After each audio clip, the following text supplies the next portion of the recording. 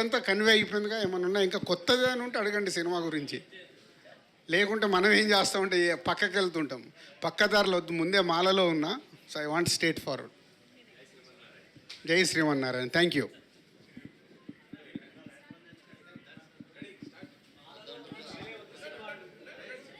Sir అంటే మీకు చిన్న సినిమాలు అంటే కొత్త బంగారు లోకం కానీ, కేరింత కానీ, లేకపోతే మొన్న బలగం కానీ, అంటే ఒక ప్రొడ్యూసర్గా ఈ సినిమాలు ఇచ్చిన స్ట్రెంత్ వేరే ఉంటుంది. మీరు కాంబినేషనల్ హిట్స్ కొట్టారు, బిగ్గెస్ట్ ఫిల్మ్స్ హిట్ కొట్టారు.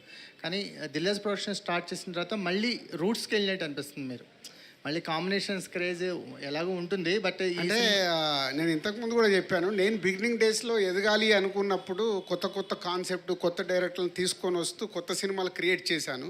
తర్వాత నేను ఎదిగిన తర్వాత న్యాచురల్గా స్టార్స్తో, పెద్ద డైరెక్టర్లతో చేయాల్సి వస్తుంది. సో పెద్ద డైరెక్టర్ల దగ్గరికి షిఫ్ట్ అయిపోయి నేను పెద్దగా అయిపోయాను.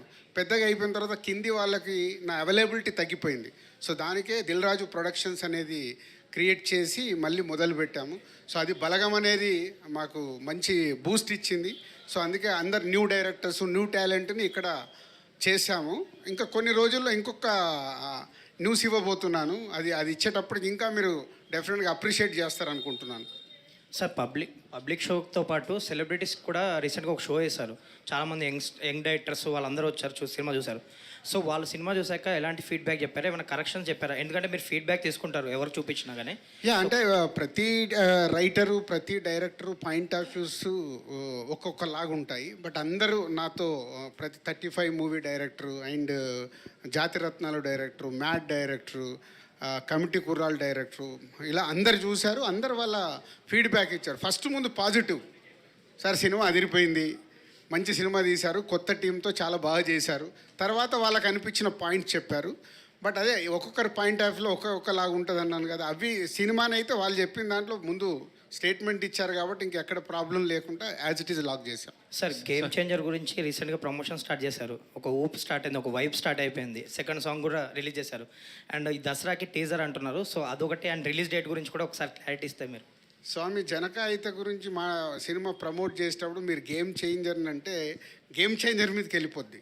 జనకాయిత గనక కనిపించదు. సో దీని గురించి ఉందాం. దాని ఆటోమేటిక్ స్టార్ట్ అయింది. దాని ఇంకా వేరే లెవెల్లో ఉంటుంది. సార్, అంటే దేవర లాంటి సినిమా కూడా హాలిడేస్ని యూజ్ చేసుకోవడానికి చేసింది. కానీ మీరు హాలిడేస్ అయిపోయిన తర్వాత సినిమా రిలీజ్ చేస్తున్నారు ఎందుకని? అంటే ఇది పండగ వాతావరణంలో రిలీజ్ చేస్తే బాగుంటుందని అనుకొని పండగకి పెట్టడం జరిగింది. సో ఇందాక నేను చెప్పాను కదా, పండగ అక్టోబర్ 12 రిలీజ్ చేస్తే మళ్ళీ దివాళీ వరకు 3 వారాలు గ్యాప్ ఉంటుంది. So business calculation. సో ఇలాంటి చిన్న సినిమాకు ఎక్కువ రన్ రావాలి. 1 వీక్లో ఇంకో సినిమా వచ్చి పడింది అనుకో, ఈ సినిమాకు స్కోప్ ఉండదు. అది నా ఎక్స్పీరియన్స్. అది కొత్త బంగారు లోకం కూడా దసరా రోజే రిలీజ్ చేశాను.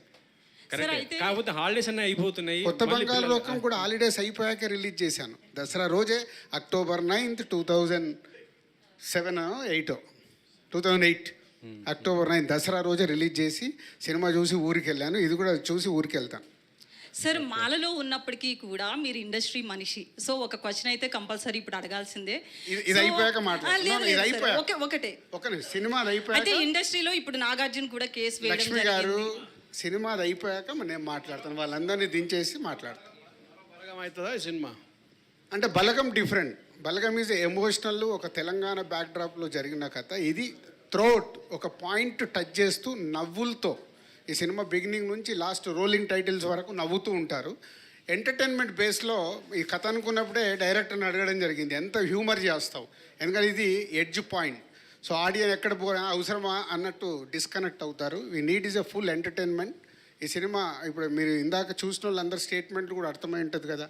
సో అందరూ ఎంజాయ్ చేస్తూ సినిమా చూసామని. అది రేపు థియేటర్లో ఇంకెక్కువ ఉంటుంది. It's entertainment base, non stop entertainment బేస్గా ఉంటుంది. ఏం నచ్చిందని మీరు 5 నిమిషాల్లో ఓకే అని చెప్పిండట పాయింట్. ఆ సినిమా డైరెక్టర్ చెప్దాం అనుకున్న థాట్. అయితే పాయింట్ నచ్చింది అంటున్నారు కదా సార్. ఇందాక మామూలుగా ట్రైలర్ చూస్తే దిల్ రాజు గారి మూవీస్కి లైన్ కొంచెం దాటుతున్నట్లు అనిపించింది కామెడీ పరంగా. ఎంతవరకు ఫ్యామిలీ ఆడియన్స్ కనెక్ట్ అవుతుంది? సో మీరు ఇందాక మీరు ఒక 93 సంవత్సరాల పెద్ద ఆవిడ మాట్లాడింది, చూసారో లేదో? వాళ్ళందరూ అంటే నాకు ఆ భయం ఉంది. ఈ పాయింట్ టచ్ చేస్తున్నప్పుడు ఫ్యామిలీ ఆడియన్స్ ఎక్కడని ఒక అబ్బాయి మాట్లాడు, సార్ ఇది నేను ఫ్యామిలీతోనే సినిమా చూడాలి అని. ఎందుకంటే it's related about wife and husband. వాళ్ళ మీద వాళ్ళకి ఎంత స్ట్రెంగ్త్ ఉండాలి, ఎంత నమ్మకం ఉండాలి, చెప్పుతున్న పాయింట్ మనకు వినటానికి అలా అనిపిస్తుంది, కానీ త్రోట్ సినిమా చూసినప్పుడు ఎక్కడ కూడా హార్డ్గా ఉండదు. డైరెక్టర్ చాలా జాగ్రత్త తీసుకున్నాడు, అంటే ముందు నుంచి అనుకున్నది అది. ఇది ఫ్యామిలీ ఆడియన్స్ కూర్చొని చూస్తున్నప్పుడు కూడా ఎక్కడ ఇదేంటి అన్నట్టు అనిపించకుండా చూడాలి అని. 90% ఆడియన్స్ అలాగే చూస్తారు. 10% ఇస్ అ న్యాచురల్ కామెంట్స్ రావచ్చు. ఐఎమ్ రెడీ, ఎందుకంటే కొత్త సినిమా ట్రై చేయాలన్నప్పుడు అలాగే తీయాలి అనుకుంటే కష్టం. అందుకే ఫుల్ ఎంటర్టైన్మెంట్ బేస్గా చెప్పాం కాబట్టి నవ్వుతూ ఉంటారు ఈ సినిమా అంతా. అయితే ఒక లైన్ తీసుకున్నప్పుడు 100% ఎక్కడో ఒక చిన్న రియాలిటీ అని ఉంటుంది కదా సార్. సో ఇలా ఎప్పుడైనా కేసు వేయడం కావచ్చు, ఇట్లా ఎక్కడైనా న్యూస్లో చూసారా? ఇది direct not about this product. డెఫినెట్గా ఒక ప్రోడక్ట్ను మనం కొన్నప్పుడు దాని మీద కన్జ్యూమర్ కోర్టుకు వెళ్ళిపోయి కేసులు వేయడం కామన్, చాలా చూసాం. కానీ అవి ఎప్పుడు ఎలివేట్ అవ్వవు. ఎందుకు? అది మన మన డైలీ లైఫ్లో 100 సమస్యలు ఉంటాయి, ఎవరు పట్టించుకో మనం చూడం. అదే ఇప్పుడు ఒకటి ఏదైనా హాట్ పాయింట్ వచ్చింది అనుకో, ఇందాక మీరు వేసిన క్వశ్చన్, హాట్ పాయింట్ వచ్చినప్పుడు ఏమవుద్ది, రియాక్ట్ అవుతాం. అది వేరు, ఇది వేరు. కాబట్టి దీన్ని హ్యూమరస్గా చెప్పడానికి ట్రై చేయడం కాదు, సక్సెస్ అయ్యాం. రేపు థియేటర్లో అదే రెస్పాన్స్ వస్తుంది, ఇది 100%. సుహాస్ గారు, సార్ ఇది సుహాస్ సార్, అంటే ఇప్పటివరకు సినిమాలన్నీ మీ ఫ్రెండ్ సర్కిల్లోనూ కొత్త బ్యానర్స్లోనే చేసావు. ఇప్పుడు దిల్రాజ్ ప్రొడక్షన్లో చేసిన ఎక్స్పీరియన్స్ ఏంటంటే ఒక్కసారిగా ఓవర్సీస్ డిస్ట్రిబ్యూషన్ తీసుకున్నావు, భవిష్యత్తులో నిర్మాతగా కూడా మారే అవకాశం ఉందా? వచ్చు అన్న, ఒక సినిమా ఆల్రెడీ చేస్తున్నాం అన్న. ఈ సినిమా తర్వాత మళ్ళీ సుహాస్ రెమ్యునరేషన్ పెంచుకుంటాడా? పెంచిన దాంట్లో ఆయన కూడా కొంచెం పంపిస్తాము. కాదండి, అంటే నన్ను ప్రతి ఒక్కరు ఎదగాల్సిందే కదా. నువ్వు ఎక్కడ స్టార్ట్ అయ్యావు? ఎదుగుతూ ఇక్కడికి వచ్చావు కదా. ఎవరైనా లైఫ్లో అక్కడే ఆగిపోరు కదా, ఎదగాల్సిందే. గ్రోత్ ఎందుకు పెంచాడు? ఇప్పుడు ఆయన మార్కెట్ పెరిగినప్పుడు ఆయన పెంచాల్సిన అవసరం లేదు. నాలాంటి ప్రొడ్యూసర్ దామా ఎంత కావాలి చెప్పు, నాకు డేట్లు ఇవ్వు అని అడుగుతారు. కానీ అందరూ దిల్ రాజు లాంటి ప్రొడ్యూసర్స్ ఉండరు కదా. అందరూ ఉంటారు. ఇప్పుడు ఆయన డేట్లు ఇస్తా అంటే సినిమా తర్వాత 10 మంది రెడీగా ఉంటారు. ఓకే ఓకే సార్, సెన్సిటివ్ విషయాన్ని, ఒక సెన్సిటివ్ అంశాన్ని హ్యూమర్గా చెప్పడం అనేది కత్తి మీద సాము లాంటిది. హిందీలో వికెట్ ఓనర్ లాంటి సినిమాలు కొన్ని అరుదుగా వచ్చాయి, కానీ అవి మన తెలుగుకు సరిగ్గా అంత వర్కౌట్ అవ్వలేదు. ఈ సినిమా ట్రైలర్ అది విజువల్ చూస్తుంటే కొంచెం అలానే అనిపిస్తుంది. ఈ రెండింటిని ఎంతవరకు బ్లెండ్ చేశారో మీరు అనుకున్న, ఎందుకంటే మీ బ్యానర్లో ఎక్కువ ఫ్యామిలీ సినిమాలు వస్తాయి కాబట్టి ఈ సెన్సిటివ్ అంశాన్ని ఎంతవరకు హ్యాండిల్ చేశారు డైరెక్టర్? సో ఇది టోటల్ ఫ్యామిలీ బ్యాక్డ్రాప్లోనే జరిగే కథ. సో ఒక మిడిల్ క్లాస్ కుటుంబంలో నానమ్మ, అమ్మ, నాన్న, భార్యతో పాటు ఉండే అబ్బాయి, పక్కన ఆయనకు జాబు, బెస్ట్ ఫ్రెండ్ వెన్నెల కిషోర్. ఈ సినిమాలో one of the best character మళ్ళీ వెన్నెల కిషోరే. సో ఎక్కువ మైలేజ్ తీసుకెళ్ళిపోతాడు. సుహాస్తో ఆల్మోస్ట్ ఈక్వల్ అనొచ్చు, ఎక్కడో ఇంకా 1% ఎక్కువ తీసుకెళ్తాడు. సో ఇలాంటి ప్యాకేజ్గా నాన్ స్టాప్ ఎంటర్టైన్మెంట్. ఇప్పుడు ఆడియన్స్కి ఏమవుతుంది, సినిమాలో పాయింట్ ఎక్కడో స్టార్ట్ అవుద్ది, అవ్వకముందు కథ లోపలికి వెళ్ళిపోయినవి ఎంజాయ్ చేస్తున్నప్పుడు ఇది మనకు హార్డ్గా అనిపించదు. సో అందుకే దీన్ని package is a non stop ఎంటర్టైనర్గా ట్రీట్ చేసాం. కాబట్టి మనకి ఎక్కడ హార్డ్గా ఉండదు, ఆడియన్స్ చూసినా హార్డ్గా ఉండదు, ఎంజాయ్ చేస్తారు. ఫ్యామిలీతో కూర్చొని కూడా దీన్ని ఎంజాయ్ చేస్తారు. అంటే ఏ జనరేషన్కి సంబంధించి బాగా ఎక్కువ ఇది అవుతుంది సార్? కథ ప్రకారం చూస్తే 20 to 30s వాళ్ళ ప్రాబ్లం కాబట్టి పాయింట్గా తీసుకున్నప్పుడు 20 నుంచి 30 సంవత్సరాల వాళ్ళు ఎక్కువ ఇప్పుడు ఇందాక మీరు చూశారు కదా, రిలేట్ అయిపోయారు. అలాగే పెద్దవాళ్ళు, ఫ్యామిలీస్, మనవలు కావాలి, మనమరాలు కావాలి, పిల్లలు ఒప్పుకోరు, ఆగండి అంటారు, ఇంకా మేము ప్లాన్ చేసుకోలేదు అంటారు. ఈ మధ్య కొత్తగా ఏంటంటే ఇంకా దానికి మేము ప్లాన్ చేసుకోలేదు. సో ఇవన్నీ అండర్ కరెంట్గా బాగా రీచ్ అయ్యాయి. సుహాస్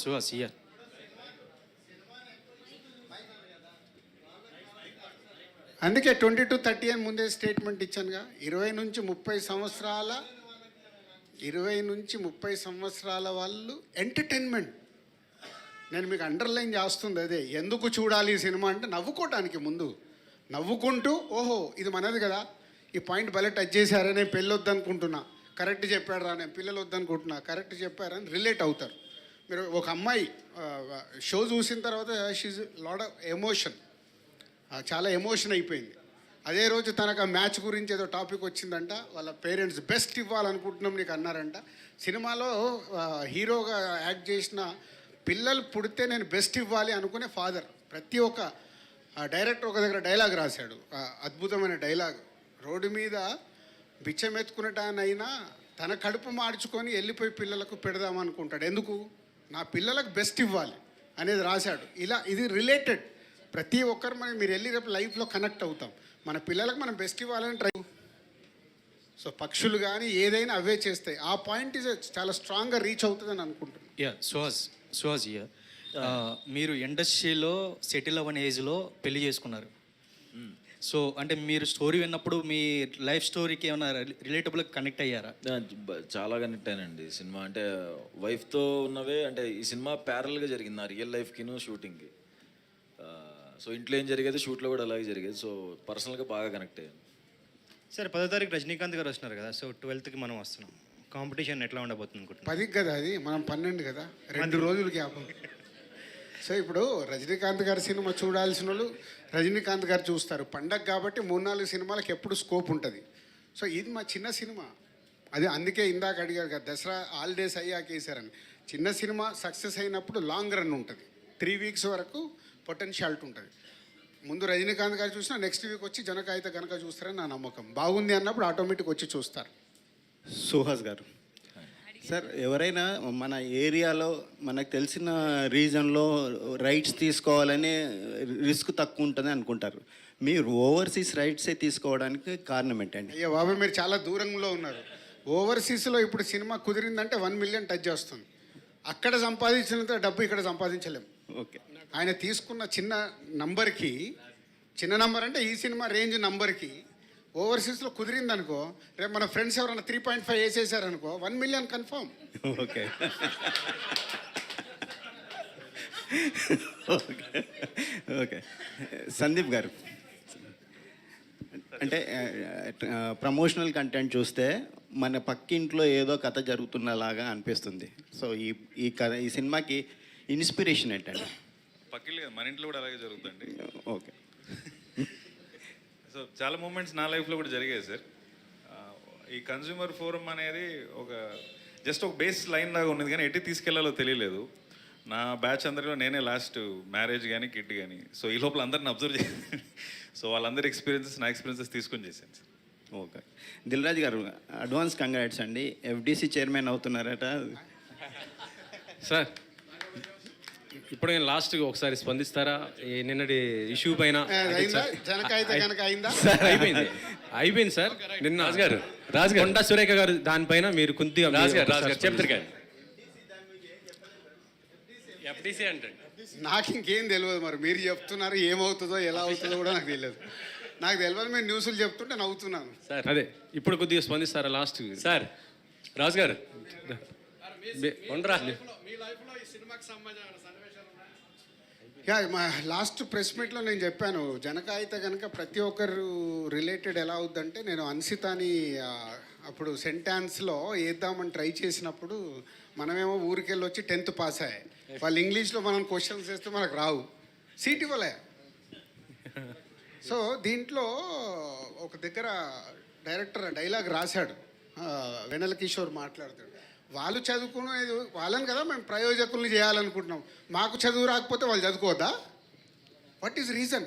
ఇలాంటి ప్రతి ఒక్కటి కనెక్ట్ అయ్యే పాయింట్స్ ఉన్నాయి. అప్పుడు చూశాను, ఇప్పుడు మళ్ళీ అబ్బాయి 2 years ప్లస్ కాబట్టి కొన్ని మళ్ళీ అక్కడ కొన్ని డైలాగులు రాశాడు, అవి కూడా డైలీ కనెక్ట్ అవుతున్నాను. రాజు గారు జై శ్రీమన్నారాయణ. సినిమా టైటిల్స్లో మీరు చాలా క్లారిటీగా ఉంటారు. దిల్ అని కానీ, కొత్త లోక బంగారం కానీ, లేదంటే బలగం. ఈ సినిమాకి జనక అయితే గనక ఇది జనానికి అర్థమవుతుందని పెట్టారా? అర్థం కాదని నేను డైరెక్టర్తో చాలా రోజులు ఫైట్ చేశాను. ఇది చాలామందికి ఎలా రీచ్ అవుతుంది అంటే, డైరెక్టర్ చాలా కాన్ఫిడెన్స్గా లేదు సార్ వెళ్తుంది అంటే, కొంచెం బాగా గట్టోడు ఫైట్లో, అనుకున్నది తెచ్చుకునే వరకు వదిలిపెట్టాడు అన్నట్టు. సో డైరెక్టర్ చాలా కాన్ఫిడెంట్గా జనక అయితే కనుక అలా చెప్పుకుంటూ వెళ్తే ఇది బాగుంది అనిపించింది. సో ఇట్లా మనం మాట్లాడుతున్నాం కదా, సినిమా రేపు బాగుంది అనుకోండి, మీరు రాసిన తర్వాత ఏ సినిమా బాగుంది అంటారు, అప్పుడు ఏం చెప్తాం? జనక అయితే కనుక రీచ్ అయిపోద్దిగా. బాగుంటే అన్నీ రీచ్ అవుతాయి, బాగా లేకుంటే అన్నీ రిజెక్ట్ చేస్తాయి. సంకీర్తన యా హాయ్ యాక్చువల్లీ